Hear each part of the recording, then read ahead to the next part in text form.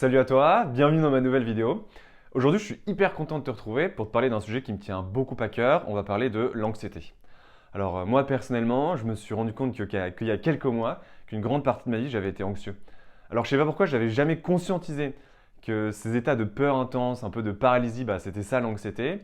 Mais mettre un terme sur quelque chose qui me rongeait depuis pas mal de temps, voilà, ça m'a permis déjà de me libérer d'un poids et surtout commencer à bosser dessus, essayer de la travailler pour la comprendre, pour petit à petit m'en libérer. Dans cette vidéo, je vais essayer de t'expliquer un peu le fonctionnement de l'anxiété, ses mécanismes, voilà comment elle fonctionne, et surtout te donner quelques pistes pour voilà, t'aider un peu petit à petit à t'en libérer. L'anxiété, on peut la définir par un sentiment de grande inquiétude ou alors une crainte par rapport à un danger à venir. Donc en quelque sorte, l'anxiété, c'est un sort de connecteur qui va t'indiquer l'imminence d'un danger. Donc en soi, l'anxiété, c'est quelque chose de super parce que voilà, si tu es sur le point de te faire bouffer par un lion, ce connecteur va te dire surtout barre-toi en courant. Mais bon, le souci, comme tu t'en doutes, c'est que ce connecteur, parfois, il peut se déclencher dans des situations voilà, qui ne sont pas vraiment dangereuses, donc de manière trop régulière ou alors un peu disproportionnée par rapport au danger qui n'est en fait pas vraiment là. Pour la raison pour laquelle j'ai utilisé le mot illusion dans le titre de ma vidéo, c'est qu'en fait ton inconscient pense qu'il y a un danger imminent alors qu'en fait il n'y en a pas vraiment. Du point de vue de la psychanalyse, l'anxiété tiendrait son origine dans des conflits inconscients non résolus à l'âge enfant, donc surtout entre 0 et 7 ans. Ce qui veut dire qu'il est possible que l'anxiété que tu ressens par moment aujourd'hui vienne d'un certain traumatisme voilà, qui s'est passé lorsque tu étais plus jeune. Et vu qu'on parle ici de conflits inconscients, voilà, il est possible aussi qu'aujourd'hui tu ne sois pas totalement sûr un peu de pourquoi elle est là, ton anxiété. Voilà, à mes yeux, on touche ici à l'étape la plus importante pour guérir ton anxiété, ça va être de comprendre son origine. Si tu ne sais pas trop d'où elle vient, si tu te demandes pourquoi elle est là, ton anxiété, voilà, il est possible que ça vienne générer chez toi de la frustration, de la colère, même ce genre de phrase, c'est quoi mon problème? Voilà, ça c'est vraiment ce genre de réflexions qui vont pas du tout t'aider, au contraire, toi vraiment ce dont tu as besoin, c'est de la tendresse, de l'amour envers toi-même, pour un peu accepter au mieux l'anxiété qui est là aujourd'hui. Voilà, pour comprendre l'origine de ton anxiété, il n'y a pas 3000 solutions, il faut que tu vois un psychologue. Un psychologue, c'est un expert des comportements, des émotions, de la santé mentale. Donc voilà, il est vraiment formé pour ça, qui va petit à petit avec toi essayer de retracer un peu les étapes de ton passé, voilà, qui t'ont marqué, essayer de faire ressortir certaines choses pour un peu mieux comprendre tes comportements d'aujourd'hui. Voilà, ça va être en quelque sorte ton partenaire voilà, dans ton cheminement de guérison, qui va un peu en créant un espace de confiance avec toi, essayer de faire ressortir, d'éclaircir certaines zones d'ombre. Bon voilà, dit comme ça peut faire un peu peur. On n'a pas toujours envie de faire ressortir certaines choses du passé. Ça peut même être par moments douloureux, et éventuellement difficile, inconfortable. Mais voilà, en fait, c'est l'étape indispensable si tu veux vraiment aller de l'avant pour guérir ton anxiété. Voilà, c'est de te faire accompagner, être suivi par un professionnel qui va vraiment être là en tant que partenaire dans ton chemin de guérison et sur qui tu vas pouvoir compter. Voilà, on t'a peut-être répété toute ta vie que aller voir un psychologue, c'est pour les gens malades. Je t'invite à t'écouter, à te libérer de ce qu'on a pu te dire pendant ton enfance, à te faire confiance. Voilà, à mes yeux, un psychologue, c'est une chance et je pense qu'on a tous besoin, au moins une fois dans sa vie, d'un psychologue. Pas forcément aujourd'hui, mais je pense que ça peut au moins nous être utile une fois dans notre vie. Ou alors, il est même possible que tu as déjà vu un psychologue et que tu te dis non, non, mais de toute façon, ça ne marche pas. Voilà, je t'invite à ne pas abandonner. Voilà, ce qui est hyper important quand tu rencontres un psychologue, surtout de sentir que tu vas pouvoir faire du bon travail avec lui, sentir qu'il te comprend, qu'il y a une connexion. Et voilà, et de continuer à essayer voilà, de rencontrer des psychologues jusqu'à ce que tu trouves le bon qui correspond à toi. En plus, si je ne me trompe pas, en France, aujourd'hui, maintenant, depuis très récemment, il y a une partie des coûts liés à la rencontre avec un psychologue qui est pris en charge par l'État. Donc voilà, aller voir un psychologue, c'est super, c'est la première étape, mais ce n'est pas suffisant. Ou en tout cas, si toi, tu as envie de voilà, t'attaquer directement à ton anxiété, heureusement, il y a plein de choses que tu peux mettre en place aujourd'hui en parallèle d'aller voir un psychologue. Donc voilà, dans cette vidéo, je vais essayer de te partager quelques outils que j'ai pu voilà, essayer pour moi et qui ont plus ou moins fonctionné, ou alors d'autres outils que j'ai pu lire ou que j'ai pu expérimenter et qui, à mes yeux, peuvent vraiment t'aider petit à petit à te libérer de ton anxiété. Voilà, ce qu'il est aussi important de bien comprendre, c'est que l'anxiété agit à deux niveaux. Tout d'abord, le niveau physique, à savoir ce qui va se passer dans ton corps quand tu vas être anxieux. Donc ça peut être voilà, ta fréquence cardiaque qui va augmenter, ta respiration qui est saccadée, une oppression au niveau de la poitrine, ça peut être des sueurs froides, des tremblements, voilà, toutes sortes de choses qui se passent dans ton corps. Et ensuite, ça va aussi agir au niveau de tes pensées, donc au niveau de ton mental. Ça va être le flot de pensées qui va alimenter ton anxiété. Et donc moi, dans les outils que je vais te donner, il y en a certains qui vont te permettre un peu plus d'agir sur le plan physique, d'autres un peu plus sur le plan mental, certains qui vont agir sur les deux en même temps. Et il va y avoir certains outils qui vont plus avoir un caractère préventif, donc voilà, pour te mettre dans les meilleures dispositions pour voilà, avoir moins de crises d'anxiété, situations un peu oppressantes comme ça, et d'autres qui vont te permettre de les gérer lorsqu'elles sont là. Et surtout, ce qui est important de bien comprendre, c'est que voilà, le niveau physique et le niveau mental sont intimement liés. Donc lorsque tu vas essayer de travailler sur ton physique directement, ça peut influencer ton mental et inversement. Le premier outil que je peux te donner s'appelle le modèle de Brooke. Avant que je t'en dise un peu plus sur qui est Brooke et quel est son modèle, laisse-moi t'en dire un peu plus sur l'anxiété. Alors l'anxiété, c'est quelque chose qui est déclenché par un fait, et toi ce fait, tu l'associes à un danger. Par exemple, si un fait c'est voilà, ma copine m'a envoyé un texto, personne ne peut venir contredire ce fait. Voilà, ce fait il est neutre, et ensuite toi ton interprétation de ce fait, tu vas l'associer à quelque chose de négatif, tu vas l'associer à un danger. Sauf qu'en fait, c'est toi qui choisis tes pensées. Naturellement, ça peut te paraître surprenant. On n'a pas forcément l'habitude de travailler sur tes pensées, c'est souvent quelque chose d'inconscient, mais en soi, tu peux décider d'interpréter n'importe quel fait de manière positive. Il faut juste que tu conscientises initialement tes pensées négatives pour que tu puisses les changer avec d'autres. Et ça, c'est le modèle de Brooke. Donc Brooke Castillo, c'est une coach de vie américaine qui a développé un modèle pour faire prendre conscience de tes pensées qui du coup sont associées à un danger, pour pouvoir les changer en des pensées, entre guillemets, qui te correspondraient mieux et qui seraient plus adéquates pour toi, pour une vie voilà, plus légère et plus libre. Je vais t'inviter à prendre une feuille de papier, voilà, un crayon, et tu vas poser sur 5 lignes, 5 lettres. La première ligne, ça va être C pour circonstance, la deuxième P pour pensée, le troisième E pour émotion, le quatrième A pour action et le dernier R pour résultat. Donc je vais te prendre un exemple très simple pour t'expliquer un peu comment le modèle de Brooke fonctionne. Admettons que la circonstance ce soit j'ai reçu un texto de ma copine qui me dit qu'elle a envie de prendre du temps pour elle ce week-end. Donc voilà, pour X raisons, les pensées qui sont générées chez moi sont des pensées négatives. J'associe ce texto à un danger. Là encore une fois, idéalement, la raison pour laquelle tu associes ce genre de texto de ta copine à un danger, c'est quelque chose que tu as pu voir et comprendre en psychothérapie. Donc voilà, l'anxiété qui est générée, ça génère des pensées chez moi. Donc c'est la deuxième ligne qui pourrait être oulala, pourquoi ma copine a besoin de temps pour elle, est-ce qu'elle ne tient pas assez à moi, est-ce qu'elle m'aime vraiment, est-ce qu'elle a envie de rester avec moi, oulala, la relation ne va pas. Donc ça, c'est les pensées qui sont générées, il y a pas mal de croyances là-dedans. Donc troisième ligne, émotion, qu'est-ce qui est engendré comme émotion? De la peur, de l'anxiété, de la frustration, de la colère, de l'incompréhension. Quatrième ligne, action, qu'est-ce que j'ai envie de faire avec cette émotion et ces pensées qui passent? Souvent un peu une envie de contrôle. Non, non, non, non, c'est mort, tu passes pas ton week-end toute seule. Pourquoi tu veux pas passer ton week-end avec moi? Voilà un peu un sentiment de contrôle, quasi de culpabilité. Tu prends tout le temps du temps pour toi, on se voit jamais. Et le résultat, c'est que voilà, ma copine n'a pas de temps pour elle, ou alors elle en prend, mais moi je suis dans un mauvais mood. Elle aussi passe du coup un mauvais week-end. Et finalement, on ne se comprend pas et la relation se fragilise. Et donc du coup, en fait, c'est un peu un cercle vicieux qui est engendré, parce que ce résultat, ma copine a besoin de temps pour elle, en fait, est induite directement par mes pensées. Ce qui veut dire qu'inconsciemment, à terme, je pourrais associer ma copine a besoin de temps pour elle à elle m'aime pas, la relation est fragilisée et on passe un week-end de merde. Sauf qu'en fait, ça ne doit pas être le cas forcément, entre guillemets.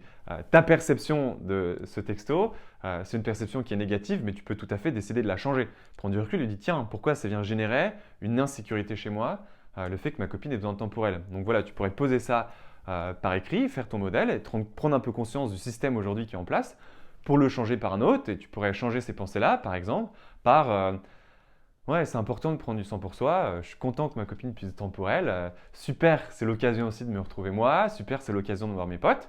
Donc voilà, il m'a aussi engendré voilà, de la relaxation. Je suis en paix, je suis heureux. L'action, c'est je vois mes potes, je passe un super moment. Et résultat, c'est j'ai passé un super week-end.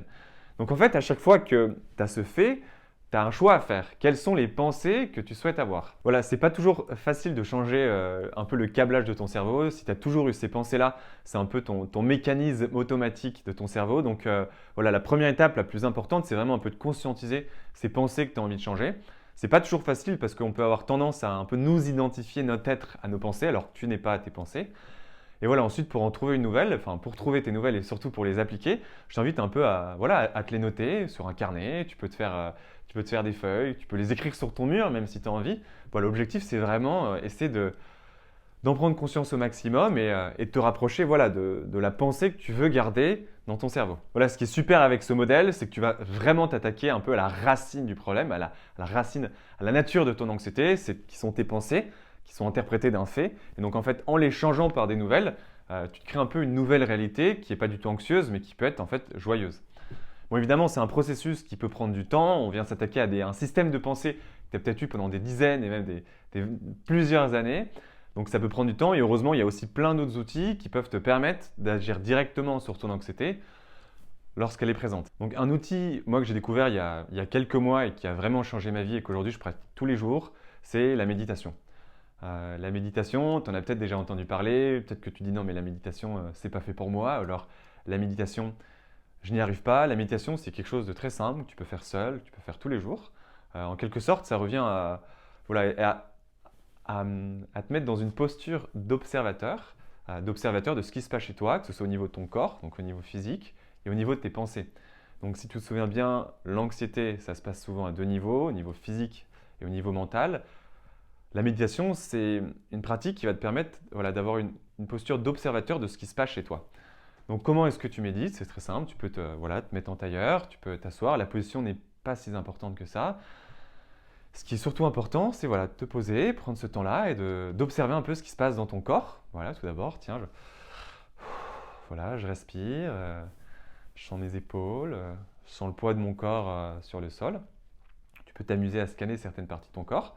Et ensuite, tu peux le faire au niveau mental, donc au niveau de tes pensées. Avoir toujours cette position d'observateur. Tiens, je vois que je suis en train de réfléchir à ce que je pourrais avoir envie de ce soir. Voilà, pas de jugement, aucun jugement, juste observateur. Voilà, la méditation, ce n'est pas ne pas penser, c'est plus être capable de t'observer lorsque tu penses. Donc moi j'entends souvent, non mais moi j'y arrive pas à méditer, même si tu te poses 5 minutes, voilà, en prenant un peu de temps pour toi, en essayant de faire le vide. Admettons que même pendant 5 minutes, pendant 4 minutes 30, tu vas penser à une situation en particulier. Si tu arrives au bout d'un moment à te regarder, putain, mais en fait je suis en train de penser, bah là tu as médité. Voilà, par la méditation, tu vas vraiment essayer de rechercher cet état de présence, ça de conscience physique, conscience mentale. C'est de créer de l'espace en toi, à l'intérieur de toi, pour voilà, atteindre un sentiment de légèreté, de présence profonde et totale. Aujourd'hui, il y a plein d'apps qui existent, il y a plein d'outils qui peuvent te permettre de te mettre à la méditation. Voilà, je t'en mettrai quelques-unes en commentaire. Moi, par exemple, j'utilise surtout des méditations guidées que je peux trouver en anglais sur YouTube, voilà, qui sont vraiment géniales. Donc, c'est quelqu'un qui en quelque sorte, qui t'aide à t'apaiser, qui te parle un peu de voilà, certains sujets et puis qui t'aide à te mettre un peu dans cet état de présence intense, quoi. Voilà, le troisième outil que je peux te donner, c'est le yoga. Avant que tu te dises non, non, mais laisse tomber, j'ai déjà essayé, le yoga, c'est pas pour moi. Voilà, essaie juste de m'écouter un peu pour bien comprendre le rapport que ça peut avoir avec l'anxiété. Alors, yoga, c'est une discipline qui existe depuis des milliers d'années et dont en fait, un peu la philosophie, c'est d'unir le corps et l'esprit. D'ailleurs, l'une des traductions littérales du mot yoga, c'est union. Si tu te souviens bien, encore une fois, anxiété, physique et mentale, yoga, union, corps et esprit. Donc, en quelque sorte, c'est une discipline, une pratique qui va te pouvoir de répondre directement à l'anxiété. Enfin, quand je dis répondre, c'est pas vraiment ça, c'est plus prévenir l'anxiété. Parce qu'en fait, en faisant des exercices corporels, donc c'est pas forcément des exercices physiques, tu peux faire des exercices de posture par exemple, et aussi à travers des exercices de méditation que tu vas pouvoir retrouver dans le yoga, tu vas pouvoir atteindre un niveau de relaxation qui va vraiment pouvoir te permettre de prévenir ton anxiété. Prévenir l'anxiété, ça ne veut pas dire que ça va supprimer l'anxiété totalement, mais juste de pouvoir voilà, y répondre de la meilleure des manières. Donc le yoga, c'est des exercices corporels, c'est des exercices de méditation, il peut y avoir de la respiration également, qui vont te permettre voilà, vraiment de mettre ton corps dans la meilleure des dynamiques possibles pour être vraiment relâché, en plein état de relaxation pour pouvoir répondre au mieux à des situations d'anxiété dans le futur. Je ne vais pas te faire une vidéo ici sur le yoga, il y a plein de formes de yoga, il y en a plus de 20, ça se pratique depuis vraiment des milliers d'années, il y a plein de contenus qui existent déjà sur internet. Pour faire du yoga, c'est hyper simple, il faut juste un matelas de yoga. Ensuite, tu peux soit aller à des cours près de chez toi, soit suivre des vidéos sur internet. C'est vraiment, je dirais, une méthode qui est relativement facile d'accès, aussi voilà, pas forcément payante, parce qu'il y a plein de vidéos qui sont gratuites, qui peuvent le pratiquer chez toi. Donc voilà, moi je t'invite à te renseigner un peu plus sur cette pratique-là, voilà, à la tester. Encore une fois, moi les outils que je te donne, ce n'est pas les outils qu'il faut absolument faire pour se libérer de ton anxiété. C'est juste voilà, une palette de choses qui peuvent être à ta disposition pour que tu puisses les essayer et trouver ceux qui te correspondent au mieux. Le troisième outil que je peux te donner, on va appeler ça le breathwork en anglais ou technique de respiration en français. Alors, qu'est-ce que c'est que le breathwork? Alors, c'est tout simplement le fait de voilà, Inspirer, expirer. Bon, comme ça, c'est dit très simple, c'est évidemment un peu plus compliqué. Un peu l'idée derrière, c'est d'hyperventiler ton cerveau, de suroxygéner ton corps.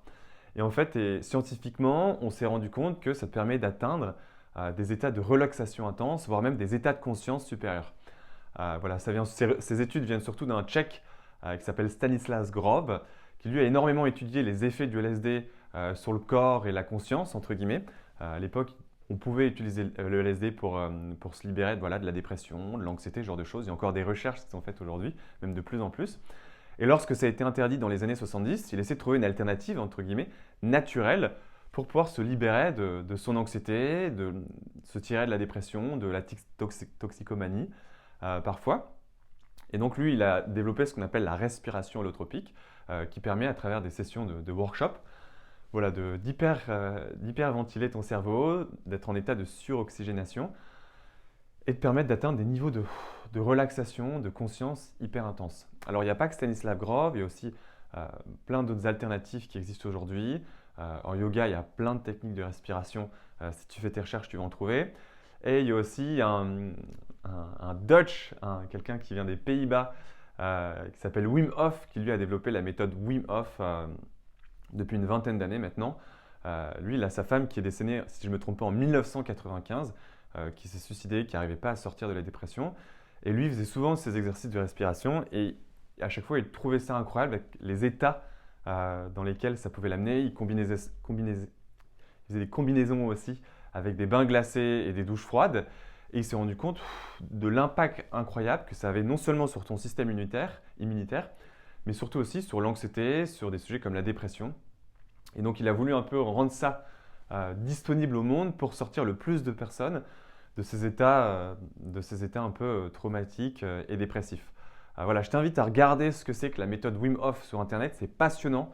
Moi je le fais tous les jours, que ce soit douche froide, que ce soit technique de respiration selon ses méthodes à lui, ça me prend à peine 15 minutes. Et c'est vrai que ça me permet d'être dans un mood incroyable pour le restant de ma journée. Bon, je dirais que c'est à peu près les trois outils principaux que je souhaitais surtout développer. À côté de ça, il y a plein d'autres techniques. Je peux t'en citer quelques-unes. Par exemple, moi j'ai essayé l'hypnose. L'hypnose te permet de rentrer dans un état de transe. Voilà, c'est un peu vulgaire entre guillemets comme ça où ça peut faire peur. Moi je dis surtout que ça te permet un peu d'atteindre un état de conscience supérieur pour te connecter un peu à ton subconscient.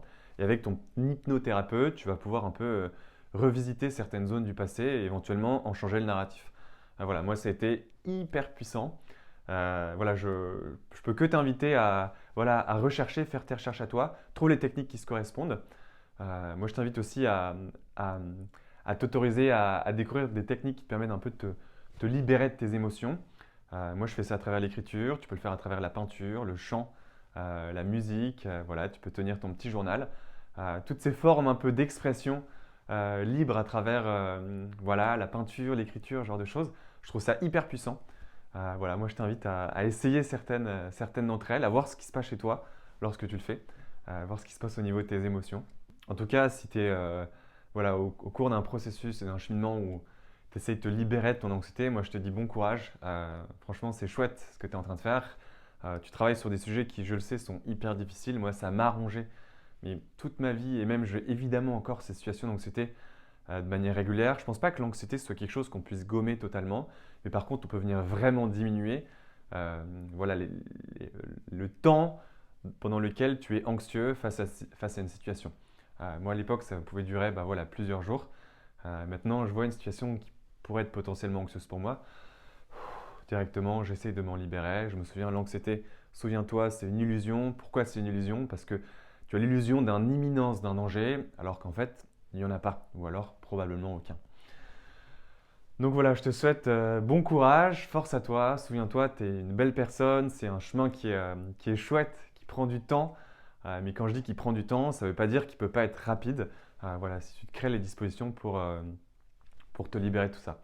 Bon allez, c'était un vrai plaisir pour moi de te partager ces petits outils. Pour moi, ces petits outils, ce n'est pas les outils qui fonctionnent, c'est des outils qui peuvent fonctionner. À toi de trouver encore une fois ceux qui vont te correspondre. Donc voilà, s'il y en a certains que tu souhaiterais que je développe un peu plus, par exemple la méditation, je sais que je vais faire une vidéo entière dessus, les techniques de respiration aussi sûrement. Voilà, s'il y a certaines choses que tu souhaiterais que je creuse moi un peu plus, n'hésite pas à me le dire.